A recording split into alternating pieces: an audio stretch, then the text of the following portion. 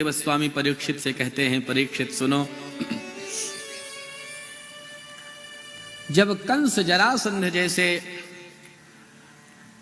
पतित राजाओं में असुर वास करने लगे तो पृथ्वी को बहुत पीड़ा हुई और गैया का रूप बना के ब्रह्मा जी के पास गई।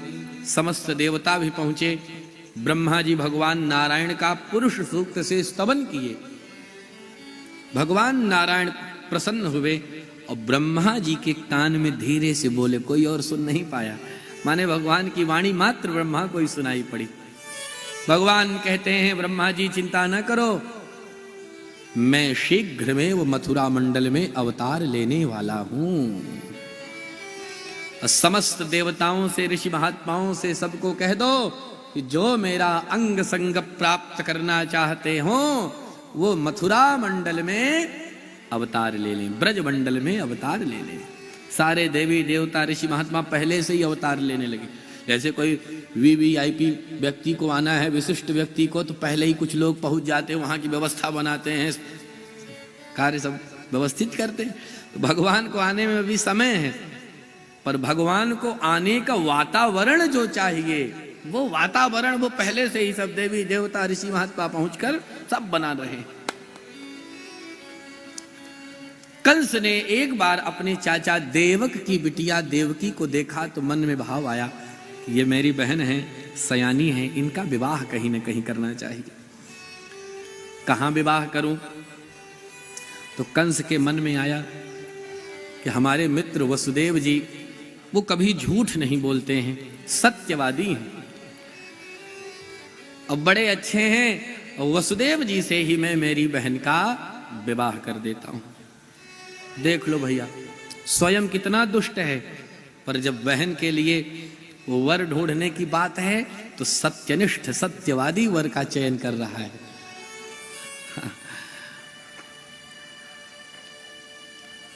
वसुदेव जी से विवाह पक्का कर दिया।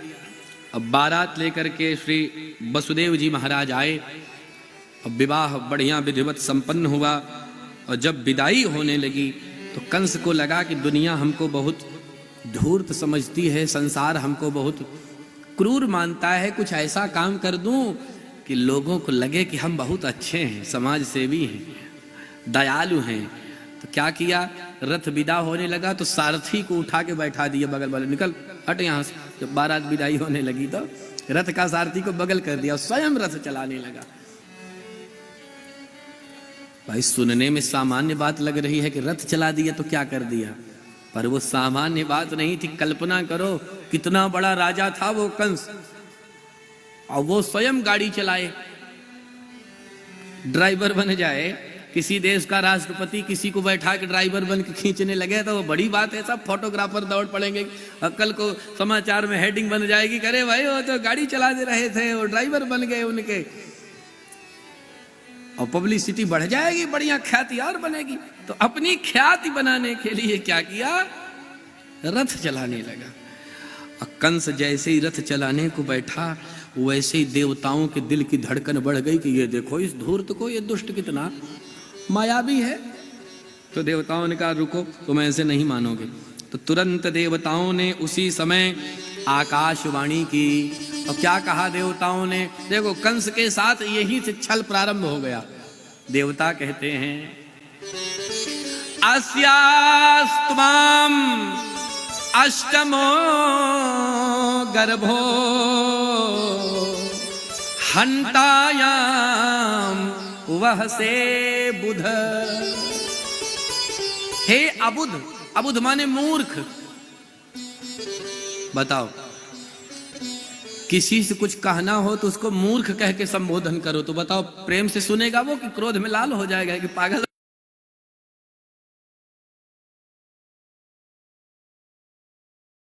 तो क्या यार। और देवता कहते हैं, ए मूर्ख, ए अबुध, क्रोध में लाल होगा, किसने कहा। पर अब चारों तरफ से पत्रकार सब कैमरा ले लेके खड़े हैं तो कुछ कर भी नहीं सकता है। तो चाहे वैसे ही मुस्कुराए, पर मुस्कुरा रहा है कि अरे सब लोग हैं भाई, सब अपने क्या कहे। तो देवता कहते हैं, अरे मूर्ख कहीं का, जिस देवकी का रथ इतने प्रेम से खींच रहा है, इसी देवकी का 8वां गर्भ वो तुम्हारा काल बनेगा। जाओ, गर्भ तुम्हारा काल बनेगा। अब जैसे ही आकाशवाणी पूरी हुई, मूर्ख तक तो देवता कहे थे तो ये तो सुन लिया, पर जब काल की बात आई तो सब छोड़ दिया, खड़ा हो गया उसी रथ पर, तलवार निकाल ली और निकाल करके तुरंत देवकी की गर्दन पर रख दी, और एक हाथ से बाल पकड़ लिया, एक हाथ से तलवार गर्दन पर है। बोले रुको रुको रुको रुको, इसी 8वां लाल बनेगा हमारा काल ना, रुको अभी इसको निपटाता हूं। भगिनीम हंतुमारब्धः खड्ग पाणि कचे गृहीत, केश पकड़ लिया और भगिनी को मारने के लिए, देवकी को मारने के लिए तलवार लेकर के गर्दन पे तलवार रख दी। अब वसुदेव जी देख रहे बेचारे, ये सब बस इतनी शीघ्रता से हो गया कि वसुदेव समझ नहीं पाए बेचारे कि ये क्या अचानक हो गया, और देखे कि अब देवकी नहीं बचेंगी तो तुरंत वसुदेव जी महाराज कंस के पैरों को पकड़ लिए।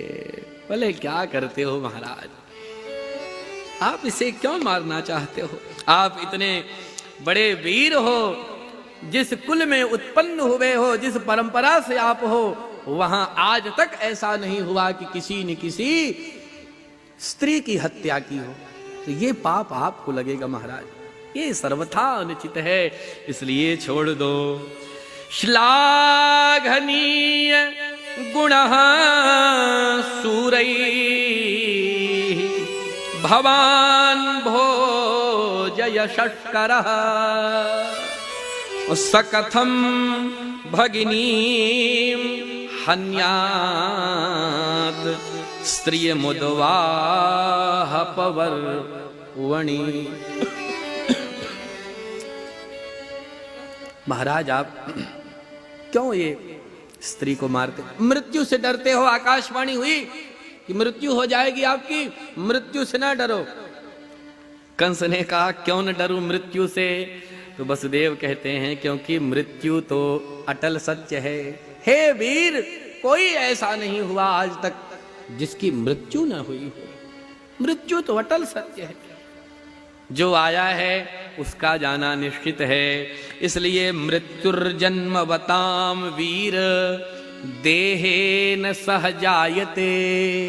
व्यक्ति का जन्म होता है जिस दिन, उसी दिन उसकी मृत्यु निश्चित हो जाती है, और आप मृत्यु से घबरा कर महाराज इस मारना चाहते हो इस नव विवाहिता को, अपनी बहन को। इसे देखो, विचार करो कि ऐशा तवानुजा बाला कृपणा पुत्रिकोपमा, ये आपकी छोटी बहन है। तवानुजा आपकी छोटी बहन है, अनुजा है, नव विवाहिता है।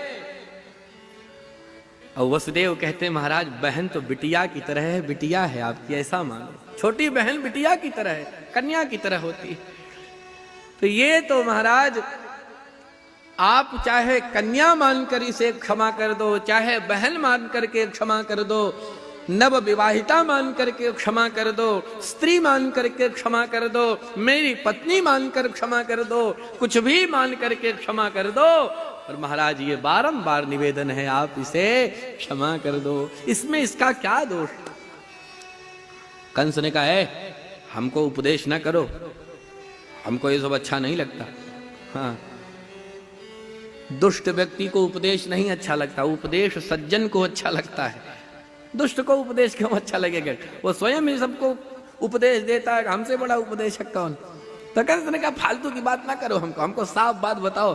तो वसुदेव जी को भी लगा कि भाई धर्म की बातें बहुत किए, मानेगा नहीं, तो ऐसा करते हैं, क्या करें। तो उस समय तुरंत सूझा, वसुदेव जी को कहते हैं कि महाराज सुनो, इसकी 8वीं संतान से आपको समस्या है ना, मैं वचन देता हूं जितने इसके पुत्र होंगे सब मैं आपको ला करके दे दूंगा, जितने संतान होगी सब आपको समर्पित करूंगा, मारो मत, छोड़ दो महाराज।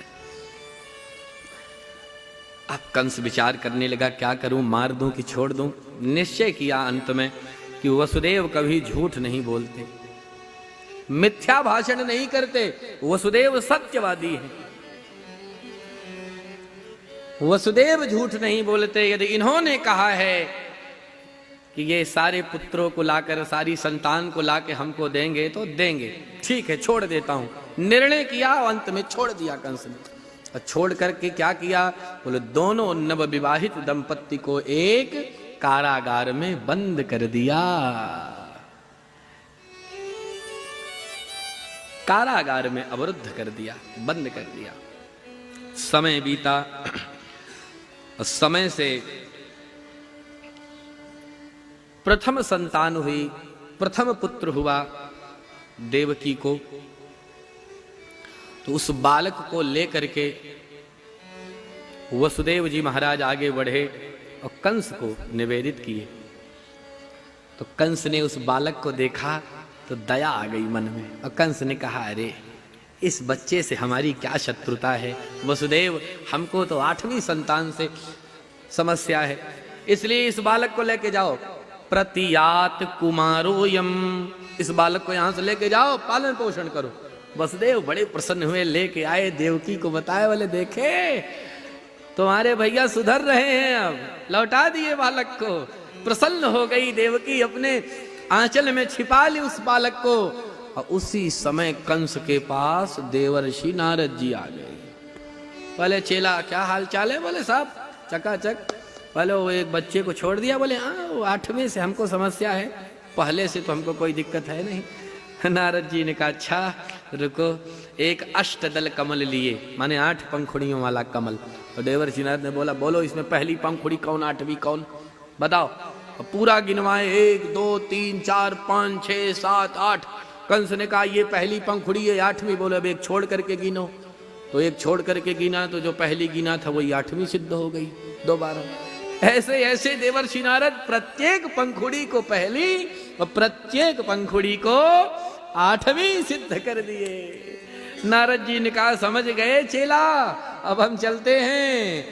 कंस ने कहा ओहो गुरु जी सब जान गए, देवताओं पर कोई भरोसा करना ठीक नहीं है, कौन सा 8वां हो जाए कौन सा पहला, वो देवता किस तरफ से गणना कर ले क्या भरोसा, इसलिए खतरा मोल लेना ठीक नहीं है, हम मार के आते हैं। दौड़ा भागा कंस आया, कारागार को उद्घाटित करवा कर दरवाजा खोलकर अंदर प्रवेश किया और देवकी के अंक में खेल रहे उस बालक को छीन लिया और छीन करके पैर पकड़ करके एक शिला पर पटक दिया। सो बालक की मृत्यु हो गई। ऐसे करते करते कंस ने देवकी के 6 पुत्रों का वध कर दिया। 6 पुत्र कंस ने मार दिए। 7वें में भगवान श्रीमन नारायण ने शेष भगवान को आदेश किया, बोले अब जाओ आपकी बारी आ गई दाऊ जी के रूप में। तो 7वें में भगवान शेष आए। शेष भगवान आए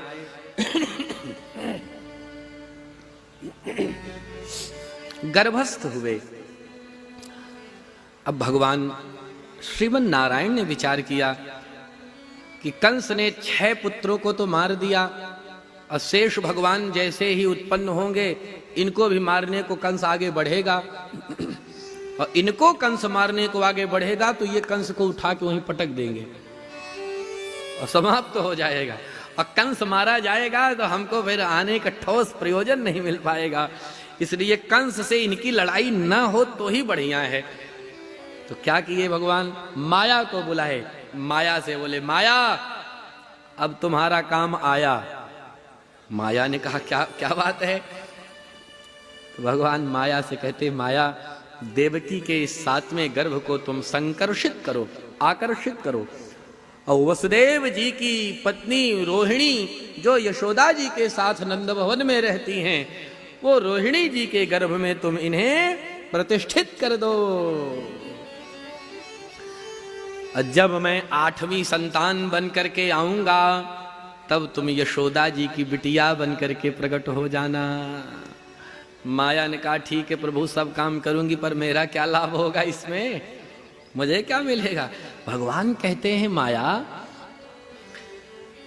जब तुम यशोदा की कन्या बनकर के प्रकट होगी तो संसार में तुम्हारा बड़ा नाम होगा। हाँ, बहुत सारे लोग कुमुदा कहेंगे, बहुत सारे लोग चंडिका कहेंगे, अनेकानेक तुम्हारे नाम प्रसिद्ध हो जाएंगे, बहुत तुम्हारी पूजा हो। माया से भगवान कहते हैं कुमुदा चंडिका कृष्णा माधवी कन्यकेति च माया नारायणी शानी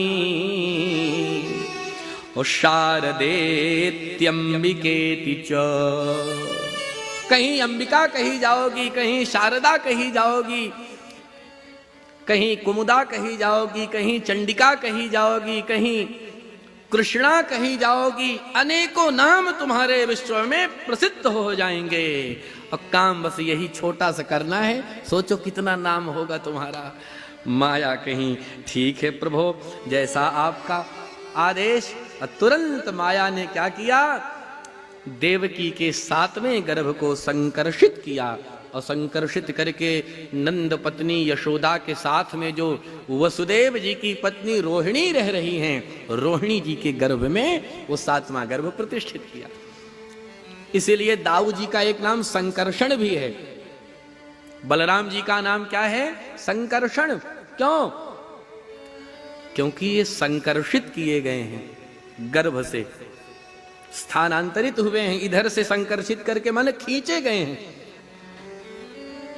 इधर से खींचे गए उधर स्थापित किए गए। सुखदेव जी कहते हैं गर्भ संकर्षणात् तम वै प्राहु संकर्षणम भुवि रामेति लोक रमणात् बलम बलवदुच्छ्रयात्। 3 नाम इनके प्रसिद्ध हैं दाऊ जी के। 3 नाम क्या क्या? संकर्षण। संकर्षण क्यों? तो यहां बोले गर्भ संकर्षणात्, जो संकर्षित किए गए इसलिए नाम संकर्षण। और दूसरा नाम है राम। राम नाम है इनका। राम क्यों प्रसिद्ध हुआ नाम? बोले रामेति लोक रमणात्। संसार में सर्वत्र समस्त महापुरुषों के हृदय में रमण किए हैं, माने बारंबार इनका बड़े बड़े ज्ञानी ध्यानी सब ध्यान करते हैं, मनन करते हैं, इसलिए इनका नाम राम। अब बहुत हुए बलवान, इसलिए बलम बलवदुच्छ्रयात्। इसलिए तीसरा इनका क्या नाम हुआ? बलराम। ये 3 नाम इनके बड़े प्रसिद्ध हुए। दाऊ जी का वहां जन्म हुआ, बहुत उत्सव सारे के सारे ब्रजवासी मनाए। इधर चर्चा ये हो गई कि देवकी का 7वां गर्भ नष्ट हो गया। समय बीता,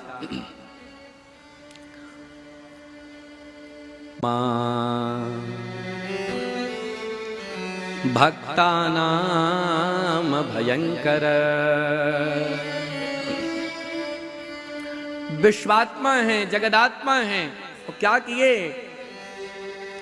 बोले प्राविवेशांश भूतेन मन आनक दुंदुभे। आनक दुंदुभी नाम है वसुदेव जी का। वसुदेव जी का जब जन्म हुआ तो वसुदेव जी के जन्म के समय देवता सब नगाड़ा बजाए थे, दुंदुभी बजाए, इसलिए इनका नाम आनक दुंदुभी। तो आविवेशांश भूतेन मन आनक दुंदुभे। भगवान आनक दुंदुभी वसुदेव जी के मन में सबसे पहले प्रवेश किए। आविवेशांश भागेन मन आनक दुंदुभे। वसुदेव जी के मन से फिर देवकी जी के मन में गए, मन से फिर प्रभु गर्भ में गए। देखो, सत्य तो यही है जो वैष्णव सिद्धांत में सर्वमान्य है कि भगवान गर्भस्थ होते नहीं हैं, पर माया ऐसी भगवान ने बनाई कि प्रतीति यही हो रही है कि भगवान गर्भस्थ हुए हैं। देवकी को भी लग रहा है कि भगवान गर्भ में आ गए हैं, वसुदेव जी को भी देखकर ये लग रहा है कि देवकी वर्तमान में गर्भवती हैं। माया एकदम ऐसी ही बनाए हैं कि लगे कि गर्भ में हैं हम।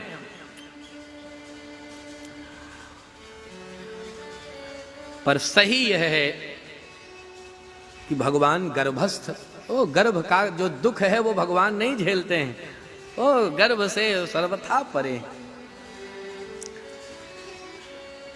पर देवताओं को जब पता चला तो देवता सब आनंदित हैं। अद्भुत एक स्वरूप बन गया कारागार का। भगवान जब वसुदेव जी के मन में है, देवकी के मन में है, ऐसा सारा का सारा वातावरण बनाए हैं माया से कि देवकी के गर्भ में भी प्रतीति हो रही, तो पूरा का पूरा कारागार देवकी से प्रकाशित होने लगा। भागवतकार कहते हैं पूरे कारागार में जैसे किसी ने कोई बहुत बड़ा बिजली का स्रोत कोई प्रकट कर दिया हो, या सूर्य भगवान जैसे उदित हो गए हैं, ऐसा प्रकाश देवकी से निकलने लगा। और जितने रक्षक थे वो रक्षक तो सब देख देख के सबकी आंखें चौधिया गई, दौड़े भागे कंस के पास, बोले गजब हो गया। क्या हुआ? बोले 8वां गर्भ गर्भस्थ हो गया। चलो, कंस ने कहा बहुत सही मौके पे बताए हो, अब देवकी को ही मार दूंगा। तलवार लेकर के निकल पड़ा। अब कारागार में प्रवेश किया। जैसे ही कारागार में प्रवेश किया, देवकी के सामने देवकी को देखा तो सुखदेव जी महाराज ने कहा सुनो सुनो परीक्षित, तांबीक्ष कंसः प्रभया जितांतरा विरोचयन्ती भवनम शुच स्मिता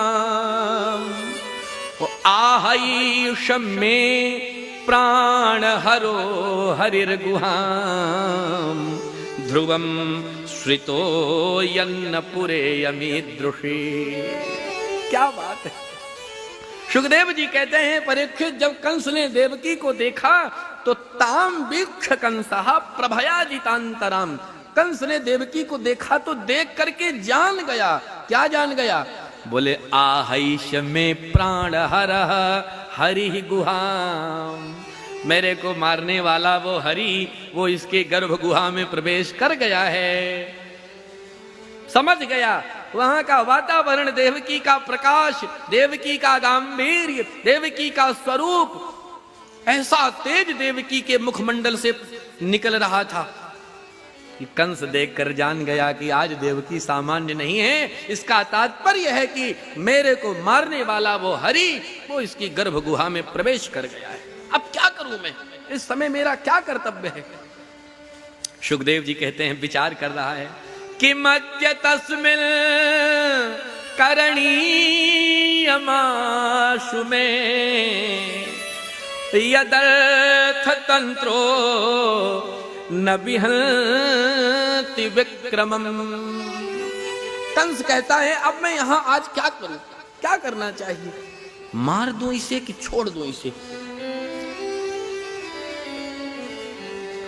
अब देखो, जितनी देर देवकी के पास कंस खड़ा है, भगवान से देवकी का सन्निकर्ष है, इसलिए देवकी के पास जब कंस खड़ा है तो इसकी बुद्धि बड़ी शुद्धि हो जाती है, बड़ी पवित्र हो जाती है।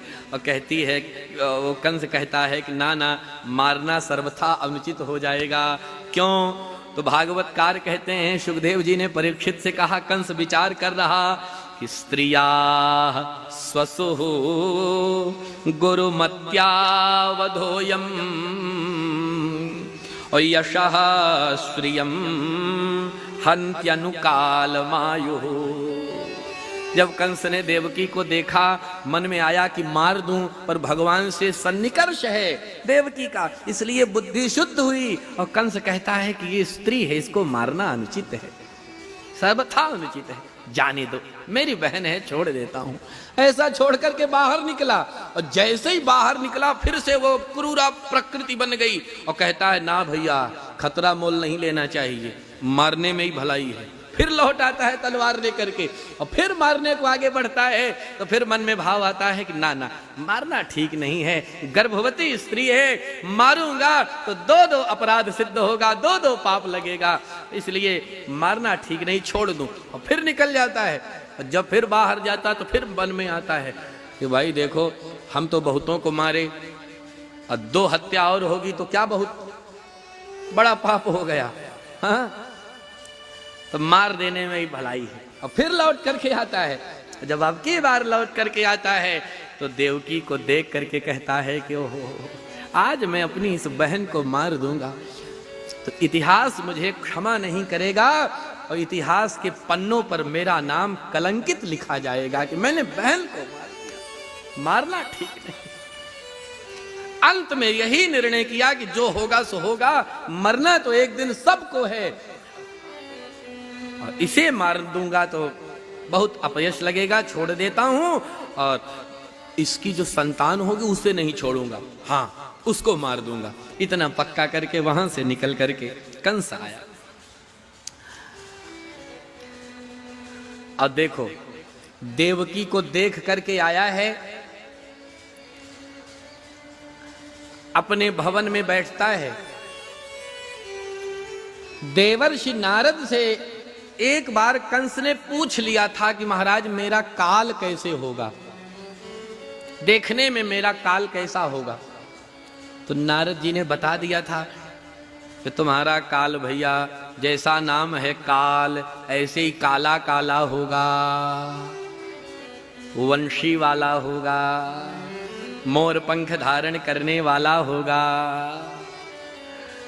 और आज देवकी को छोड़ करके आ गया है तो मन में भाव है कि मेरा काल आ गया है, अब क्या करूं क्या करूं, तो घबरा गया है। सुखदेव जी कहते हैं परीक्षित आसीन, माने बैठा है तब भी डर रहा है। आसीन संविसंस्तिष्ठन् भुंजान पर्यटन महीम और चिंतयानो हृषिकेशम अपश्यत् तन्मयं जगत। क्या दशा है, भोजन करने बैठता है जब, तो भोजन में दाल में काला जीरा देखकर थाली फेंक देता है कि आ गया वो काला काला मुझको मारने वाला, ये स्थिति है। पानी पीने को जब जलपात्र उठाता है, मुख में लगाता है, तो वो पानी में अपनी परछाई देख के फेंक देता है पात्र के, आ गया वो काला काला मेरे को मारने वाला। अपनी परछाई देखता है तो खड़ा हो जाता है बिस्तर पे, हाँ कि वो हमारी परछाई हमसे दूर हो जाए, आ गया वो काला काला हमको मारने वाला। आसीन संविसंस्तिष्ठन् भुंजान पर्यटन महीन, माने घूम रहा है, भोजन कर रहा है, पानी पी रहा है, सो रहा है, जग रहा है, जो भी कार्य कर रहा है। आज क्या स्थिति है इसकी, तो सुखदेव स्वामी ने कहा चिंतयानो हृषिकेशम अपश्यत् तन्मयं जगत। ऐसा भगवान का इसने अद्भुत चिंतन किया कि चारों तरफ यह भगवान का ही दर्शन कर रहा है। पर जब देवताओं को पता चला कि भगवान आए हैं तो देवताओं ने विचार किया, तो देवता सब मन बनाए, बोले चलो हम भी भगवान की स्तुति करें। गर्भस्थ हुए हैं भगवान, तो आओ चल करके भगवान की गर्भस्तुति करते हैं। तो सारे के सारे देवता, देवराज इंद्र, भगवान शिव, सब के सब आनंदित हुए और सब के सब देवता चले कहाँ, भगवान का स्तवन करने के लिए, गर्भस्तुति करने के लिए। गर्भ में है भगवान, इस समय स्तवन गाएंगे। और पहुंच गए देवकी के सामने। क्या शोभा है, क्या स्थिति है। संत ने गाया सब देव चले महादेव चले, सब देव चले महादेव चले, ले ले फूलन के थार रे, आओ माधव सांवरिया, आओ माधव सांवरिया, आओ माधव सांवरिया, आओ माधव सांवरिया। सब देव चले महादेव चले, सब देव चले महादेव चले, ले ले फूलन के हार रे, आओ माधव सांवरिया,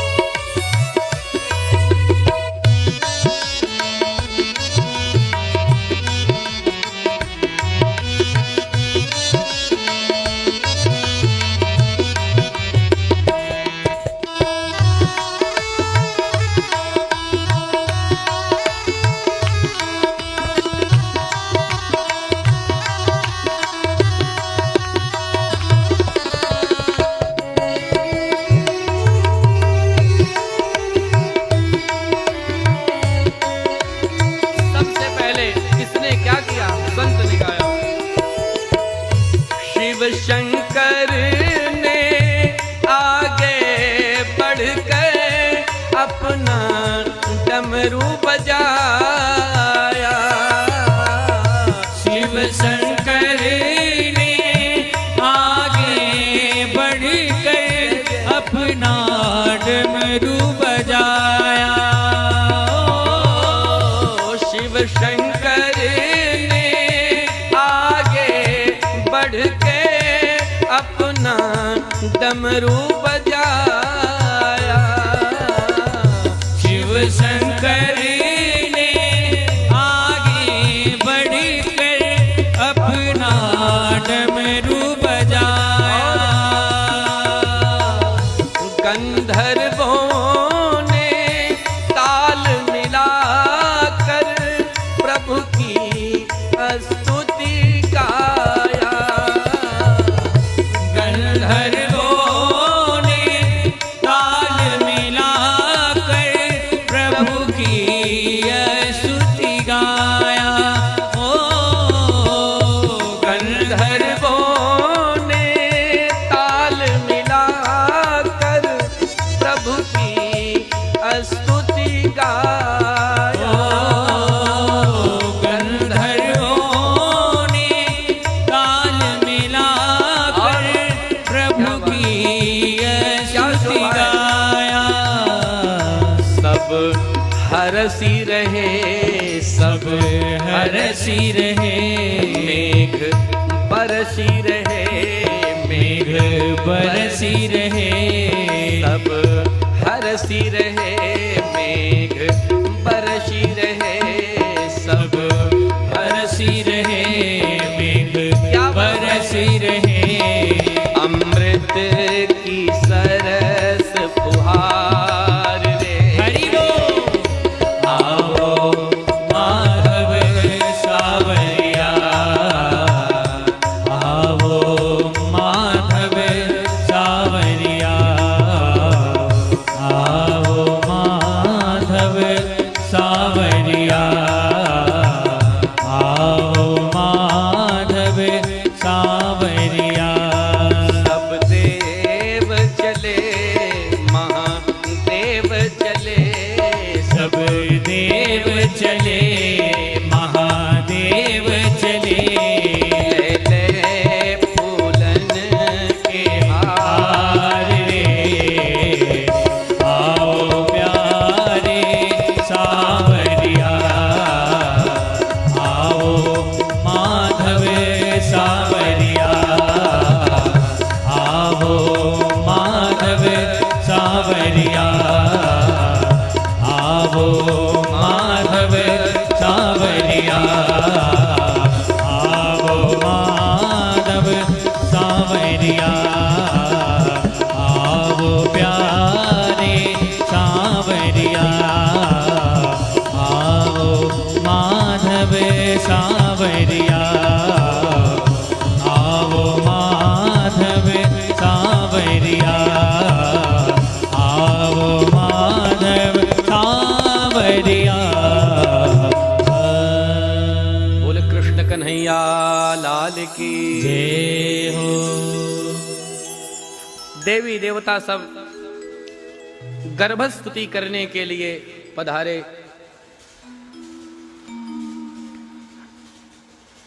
और सारे देवताओं ने जब देवकी महारानी को देखा, देवकी का तेज देखा, गर्भस्थ भगवान को कल्पना किए, तो देवताओं ने 16 श्लोकों में स्तुति गाई है भागवत में बाबूजी, 16 श्लोकों। अब प्रारंभ किया तो कहां से किया?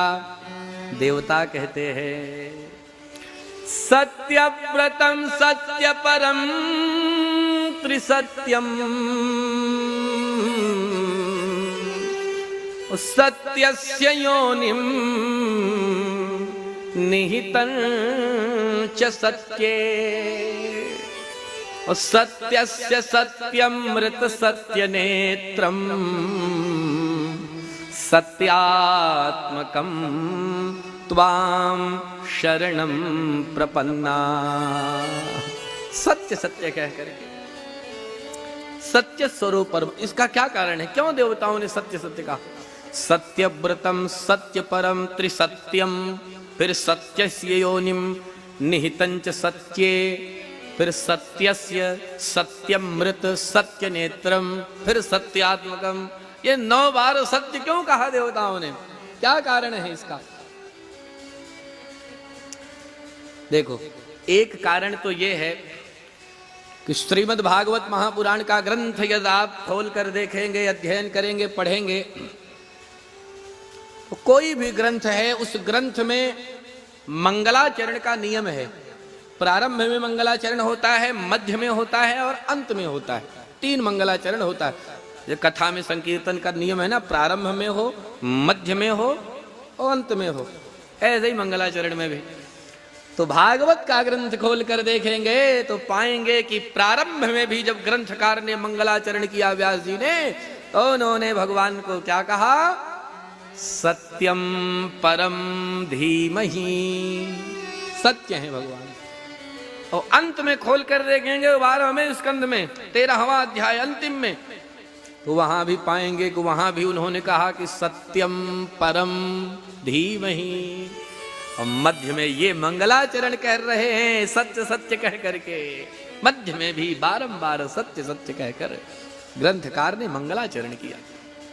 और एक और भाव है इसका बाबूजी, देवता बहुत घबराए हैं बेचारे, इतना अत्याचार झेले हैं कि एकदम बेचारे त्रस्त हो गए हैं अत्याचार झेल झेल करके।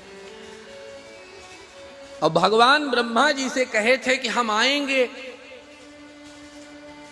शीघ्र में। वो मथुरा मंडल में ब्रह्मा जी देवताओं से बताए, सारे देवता ब्रह्मादिक सब आए गर्भस्तुति करते हुए, और भगवान को सत्य सत्य कह करके यह कहना चाह रहे हैं कि प्रभो, अब जो आप कहे थे वो ध्यान रखना, भूलना मत, उसको सत्य करना आना है। और इस दुष्ट कंस को, जरासंध को, इन सारे दुष्टों को कैसे भी करके महाराज चाहे स्वयं निपटाओ, चाहे किसी से निपटवाओ, पर महाराज ये पृथ्वी का भार दूर करके ही जाना है। ये जो आपका कथन है, हे प्रभु, इस कथन को आप सत्य करो, सत्य करो, सत्य करो, सत्य करो, सत्य करो, सत्य करो। ये सत्य सत्य कह करके देवताओं ने भगवान का कथन सत्य हो इसलिए स्तुति गाई है। और भगवान सत्य स्वरूप हैं इसलिए भी सत्य सत्य कहा। सत्य कौन है? देखो, प्रायः हम बातचीत में किसी भी चर्चा को कह देते हैं, किसी भी बातचीत को कह देते हैं कि यही सत्य है। पर शास्त्रीय दृष्टि में सत्य क्या है जानते हैं? मूल रूप से सत्य उसे कहा जाता है जो त्रिकाला बाधित है, माने तीनों काल जिसे बाधित ना कर पाए, जो तीनों समय में सत्य हो, उसे ही सत्य कहा जाता है। उदाहरण समझें, जैसे आज हम हैं, ये वर्तमान में सत्य है। कल हम थे, भूतकाल में ये सत्य है। पर भविष्य में कल हम रहेंगे कि नहीं रहेंगे, इसकी कोई गारंटी है? कोई भरोसा नहीं। तो ये सत्य नहीं है। संसार की प्रत्येक वो घटना जो भूतकाल में भी सत्य हो, वर्तमान में भी हो, भविष्य में भी हो, उसे ही सत्य कहा जाता है। पर पूरा संसार उलट पलट के छान मारेंगे, देख लेंगे, तो सत्य आपको इस संसार में क्या मिलेगा? मात्र भगवान सत्य मिलेंगे, मात्र भगवान का नाम सत्य मिलेगा, और मात्र मृत्यु सत्य मिलेगी। भगवान भी पहले थे, वर्तमान में भी हैं, भविष्य में भी रहेंगे। जिनका कोई भरोसा नहीं, वो सत्य नहीं है। पर भगवान सत्य हैं, इसलिए देवता सत्य सत्य कह करके भगवान की स्तुति गाते हैं। एक बड़ी बढ़िया बात देवताओं ने यहां पर कही। देवता कहते हैं, महाराज देखो, संसार के बहुत सारे ऐसे लोग हैं जो विद्वान हैं नहीं, पर स्वयं को विद्वान मान लिए हैं। मुक्त हुए नहीं हैं, पर मान लिए हैं कि हम तो मुक्त हो ही जाएंगे। ऐसे लोग क्या करते हैं? बोले ऐसे लोग जो आपकी भक्ति कर रहा है ऐसे भक्त को देख करके उसका उपहास करते हैं और कहते हैं कि देखो ये क्या ये चक्कर में पड़ा, पागल है क्या ये। माने स्वयं को विद्वान मानते हैं, ज्ञानी मानते हैं, और स्वयं को ज्ञानी मान करके भक्त का उपहास करते हैं। है नहीं ज्ञानी, ज्ञानी हो जाएंगे तो ये उपहास की प्रवृत्ति नहीं रह जाएगी, भेद बुद्धि नहीं रह जाएगी। वो ज्ञानी है नहीं पर मान लिए हैं अपने को कि हम हो गए। तो ऐसे लोग क्या हैं? देवताओं ने क्या बढ़िया बात कही। देवता कहते हैं, सुनो सुनो सरकार, ये ने रविंदाक्ष विमुक्त मानिनः त्वय्यस्त भावाद विशुद्ध बुद्धयः आरुह्य कृच्छ्रेण परम पदम ततः अपतन्त्यधो नादृत युष्म दंघ्रयः। ध्यान से सुनिए, देवता कहते हैं ऐसा जो ज्ञानी है नहीं, ज्ञानी मान लिया है, उसे कहा जाएगा ज्ञानाभिमानी। ज्ञानाभिमानी, ज्ञान को मान लिया है इसने, बस ज्ञान का अभिमान है इसे। ऐसा जो व्यक्ति है, ऐसा जो जीव है, वो देवताओं ने कहा महाराज ऊंचे ऊंचे पद पर ये पहुंच जाते हैं, बड़ी सिद्धि प्राप्त कर लिए, बड़े प्रसिद्ध हो गए।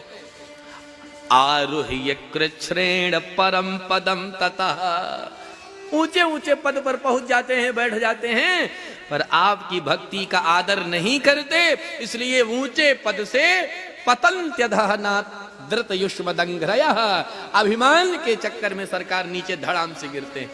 ये देवताओं ने कहा अहंकार ऐसा है जो सर्वथा ज्ञानियों का पतन करा देता है।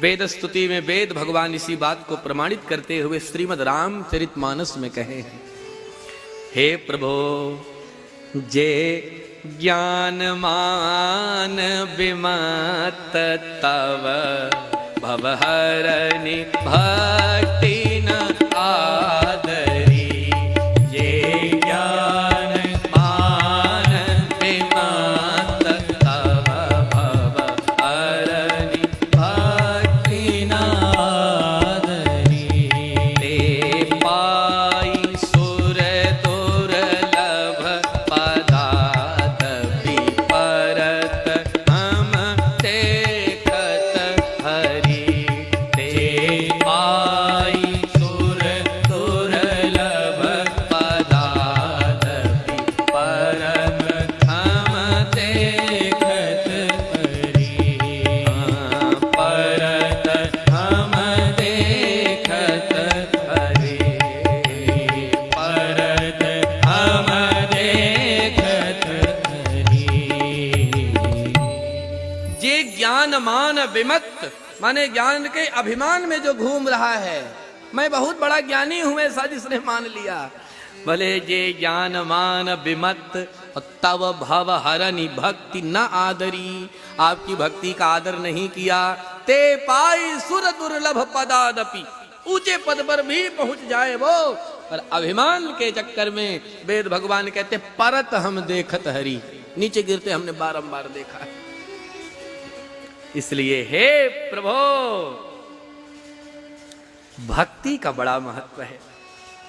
और ठीक इसके विपरीत देवताओं ने कहा, ठीक इसके विपरीत हे प्रभु जिन्होंने ये मान लिया कि आप ही हैं उनके, तथा न ते माधव तावका क्वचिद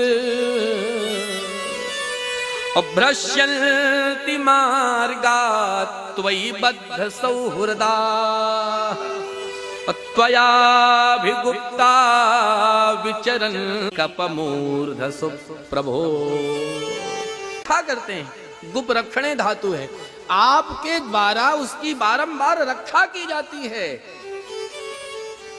भगवान का सिद्धांत जो भगवत गीता में है, अनन्याश्चिन्तयन्तो माम ये जनाः पर्युपासते तेषां नित्याभियुक्तानां योगक्षेमं वहाम्यहम, मैं ढोता हूं उसके सारे संकट को, उसी का स्मरण मानो। ये देवता भी कर रहे। तो कहते हैं प्रभु जो आपके भक्त हैं, आपके शरणागत हैं, आपका जो अनन्य हो गया, जिसने कह दिया कि मैं आपका हूं, हे प्रभु त्वया भी गुप्ता, आप उसकी रक्षा करते हैं और आपके द्वारा रक्षित वह सरकार त्वया भी गुप्ता विचरन्ति निर्भया, इस भव सागर में निर्भय होकर के विचरण करता है, उसे कोई खतरा नहीं, कोई डर नहीं। वो वास्तव में जो शरणागत है, वास्तव में जो भक्त है, उसके पास अभिमान फटकता ही नहीं। और वो सरकार, उसका कल्याण होता है। बहुत सुंदर 16 श्लोकों में देवताओं ने स्तुति की, भगवान को प्राप्त करने का भी ये जो उपाय है उसको बताए। शृण्वन् गृणन् संस्मर्यश्च चिन्तयन् इत्यादि एतावता देवी देवता स्तवन किए, और स्तवन करके सारे देवी देवता पहुंचे निज निज धाम, अपने अपने धाम चले गए देवता।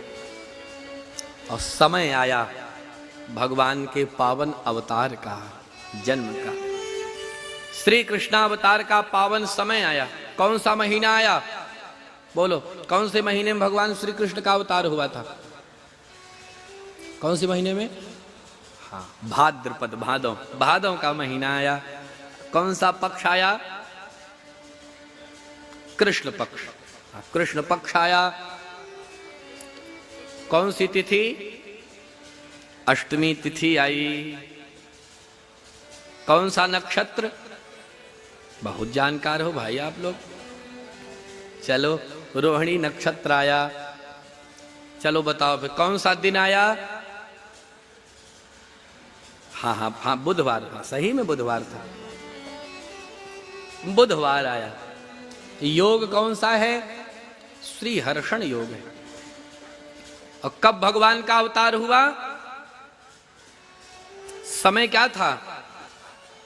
वाह भाई वाह, चाहे जिससे ही पूछो सब यही कह देते हैं कि 12 बजे। मानो घड़ी देख देख के सब आए हैं। हाँ भाई, इतने विश्वास से 12 बजे कहने का तात्पर्य क्या है? आजकल ऐसी परिस्थिति भी हो गई है कि भगवान श्री कृष्ण का जो महोत्सव जन्माष्टमी को मनाया जाता, 12 बजे घड़ी से ऐसे ऐसे एकदम जैसे 12 बजा बस तुरंत।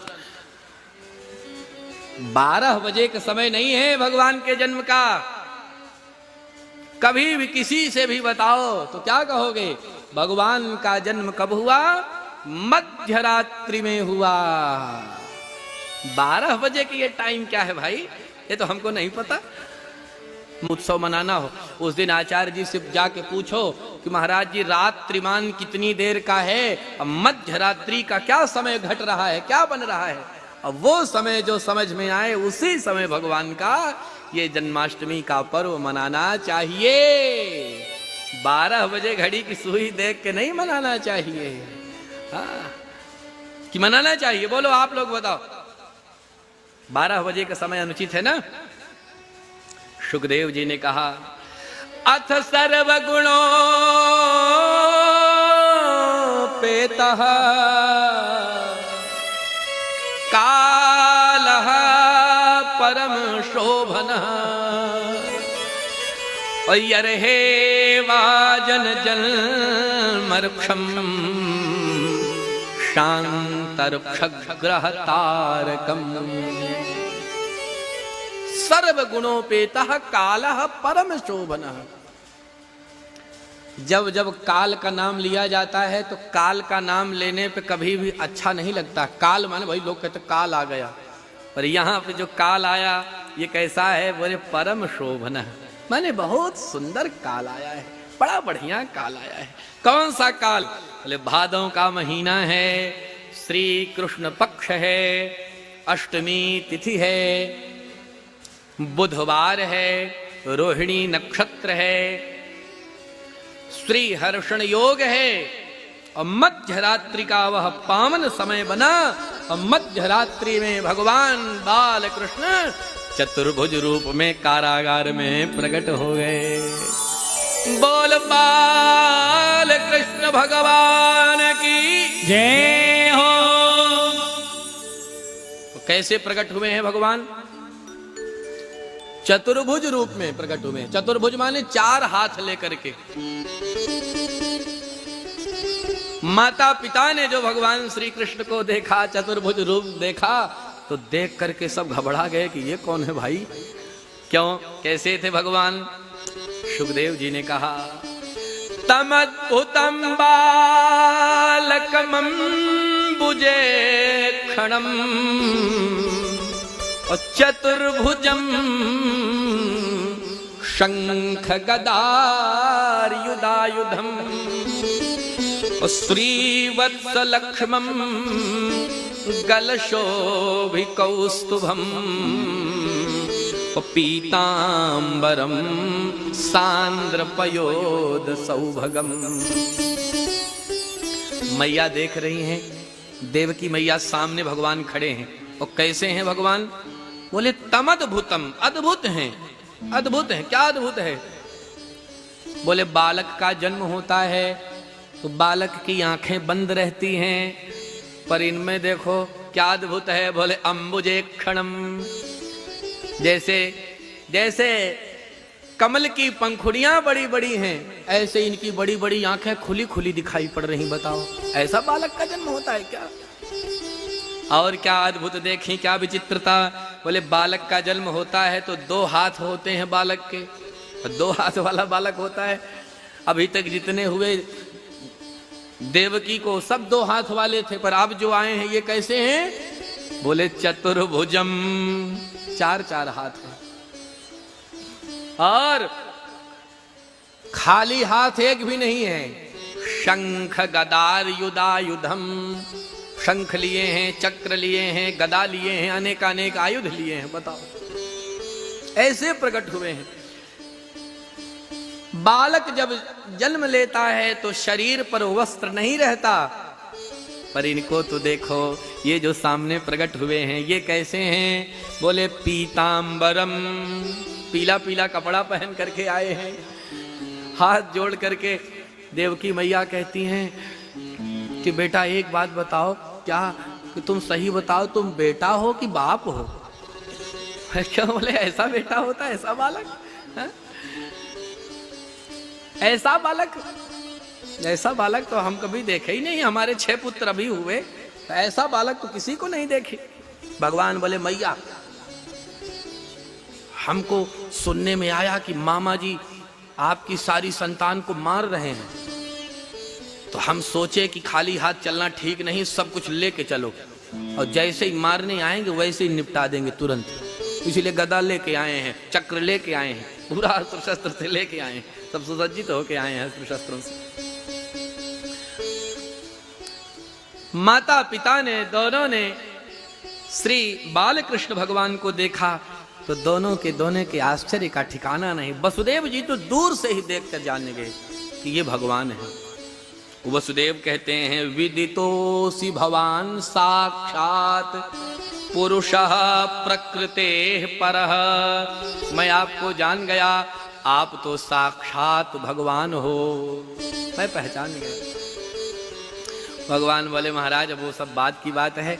अब देखो, देवकी वसुदेव ने बहुत स्तुति भी गाई, पर बाद में भगवान कहते हैं देखो ऐसा है, अब मैं छोटा सा बालक बनूंगा और हमको उठाना, सिर पे रखना और यहाँ से लेके आगे बढ़ना, और वहाँ नंद भवन में बालिका का जन्म हुआ है, वहाँ पे हमको रखना, वहाँ से बालिका को उठाना और चुपके से आना, किसी को कुछ न बताना। इतना कहकर बताकर भगवान क्या किए? बभूव प्राकृत शिशु, नन्हे से बालक बन गए भगवान। प्राकृत शिशु माने जैसे सामान्य बच्चा होता है, छोटे से बालक बने। वसुदेव जी तुरंत भगवान श्री कृष्ण को उठाए और लेके जैसे ही बढ़े, हाथ की हथकड़ी खुल गई, पैर की बेड़ियां सब खुल गई, दरवाजा किवाड़ खुल गए, और हजारों हजार पहरेदार थे, सब खर्राटे मार मार करके सो गए। किसी ने कहा सब सो गए, तो संत ने कहा हाँ सब सो गए। तो किसी ने कहा भाई 1-2 पहरेदार सो जाए तो समझ में आती बात, इतने पहरेदार सब कैसे सो गए भाई? तो एक महात्मा ने उत्तर दिया, बोले देखो इसमें क्या आश्चर्य है, जहाँ भगवान की कथा होती है वहाँ कथा सुनने वाले सो जाते हैं, तो जहां साक्षात भगवान ही आए हैं वहां पहरेदार सो गए, तो क्या इसमें आश्चर्य तुम्हें लग रहा है? पहरेदार सब सो गए। वसुदेव जी सिर पर रख करके भगवान श्री कृष्ण को आगे बढ़े। मेघमंडलों ने देखा भगवान को, बादलों ने विचार किया कि ओ हो, देखो तो सही प्रभु आ गए हैं। अब भगवान श्री कृष्ण का बादलों से बहुत मेल जोल है। क्या मेल जोल है? नाम भी मिलता है, काम भी मिलता है और रंग भी मिलता है। तीनों चीजें ये मेघमंडल की और भगवान कृष्ण की मिलती है। रंग मिलता है। रंग कैसा है भगवान का? बोले नूतन जलधर रुचये गोप वधूटी दुकूल चौरा। पानी बरसने को जब बादल उद्यत होते हैं तो जैसे बादल का रंग उस समय है, ऐसे ही भगवान का रंग है। एक तो रंग मिल गया और दूसरा नाम, बादलों का नाम भी है घनश्याम, भगवान का नाम भी है घनश्याम। और काम क्या मिलता है? बादल भी आधी रात को पानी बरसा के चले जाएं पता नहीं चलता, ऐसे ही भगवान की कृपा कब किस पर बरस जाए कोई पता नहीं चलता। तो मेघमंडलों ने देखा, विचार किए, बोले भाई स्वागत किया जाए भगवान का। तो क्या किया? बोले वर्ष पर्जन्य उपांशु गर्जिता। छोटी छोटी नन्ही नन्ही फुहारें वो बादल बरसाने लगे। और भगवान शेष ने विचार किया कि भैया ये प्रभु को भिगो देंगे ये सारे बादल। तो तुरंत शेष भगवान दौड़े और शेषोन्मगात वारी निवारयन फणई, पीछे से फण बन करके, फण लगा करके, छाता बन करके शेष भगवान खड़े हो गए कि भिगो देंगे ये सारे के सारे। और आगे बढ़े। यमुना महारानी की उत्ताल तरंगे भगवान को छूने को आतुर हैं। जो भगवान श्री कृष्ण को देखें यमुना महारानी, अनुकूल है प्रतिकूल है?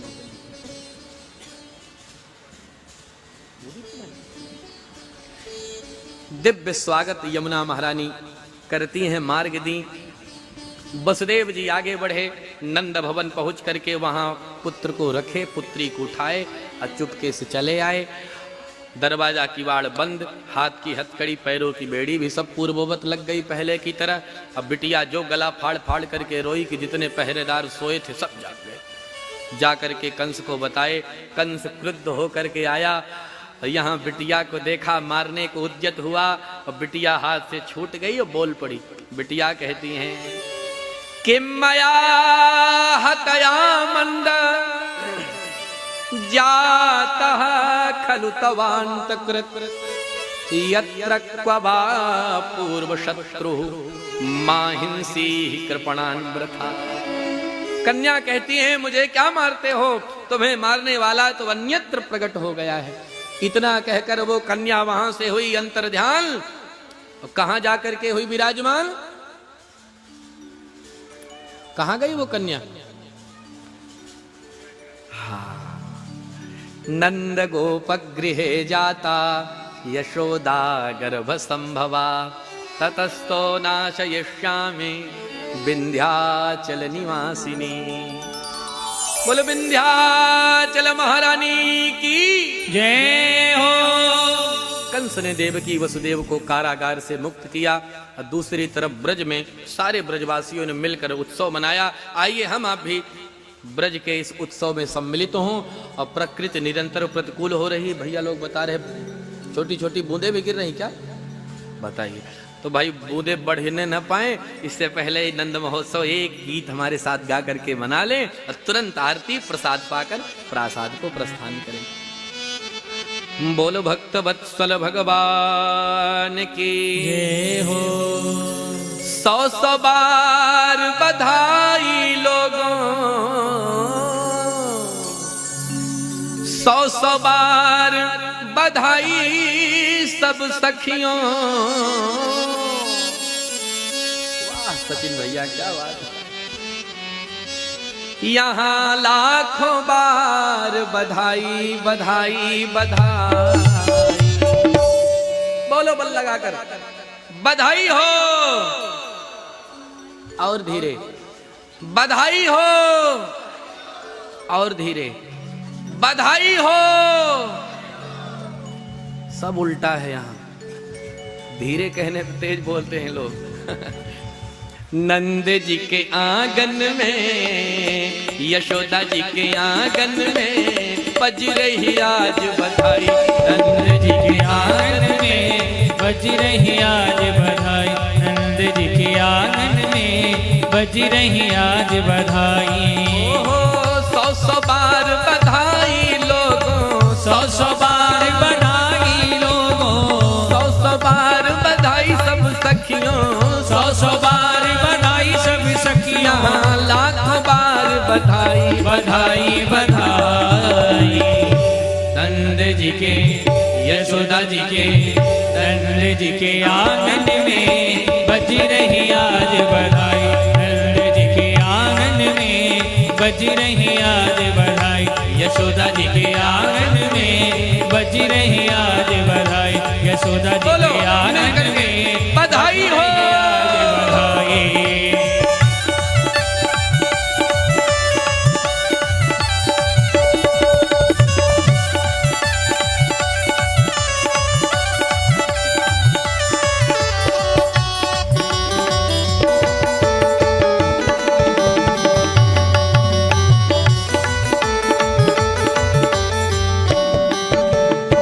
चमत्कार सा हो गया सखियों, हो गई बात निराली। चमत्कार सा हो गया सखियों, हो गई बात निराली। रात ही रात में नंद बाबा की, रात ही रात में नंद बाबा की दाढ़ी हो गई काली। हाँ काली, हाँ काली। नंद जी के यशोदा जी के, नंद जी के आंगन में बज रही आज बधाई। नंद जी के आंगन में बज रही आज बधाई।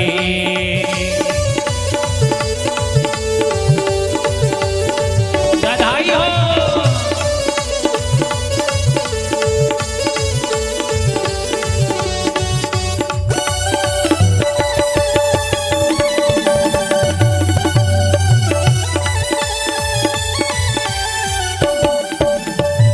ना जाने किस ऋषि मुनि ने धागा जी लपेटा। ना जाने किस ऋषि मुनि ने धागा जी लपेटा। नंद भवन अनहोनी हो गई, नंद भवन अनहोनी हो गई। बिटिया हो गई बेटा, बेटा बेटा। नंद जी के यशोदा जी के, नंद जी के आंगन में बज रही आज बधाई। हो सौ सौ बार बधाई सखियों, सौ सौ बार बधाई सब लोगों। लाखों बार बधाई बधाई बधाई। नंद जी के यशोदा जी के, नंद जी के आंगन में बज रही आज बधाई। नंद जी के आंगन में बज रही आज बधाई।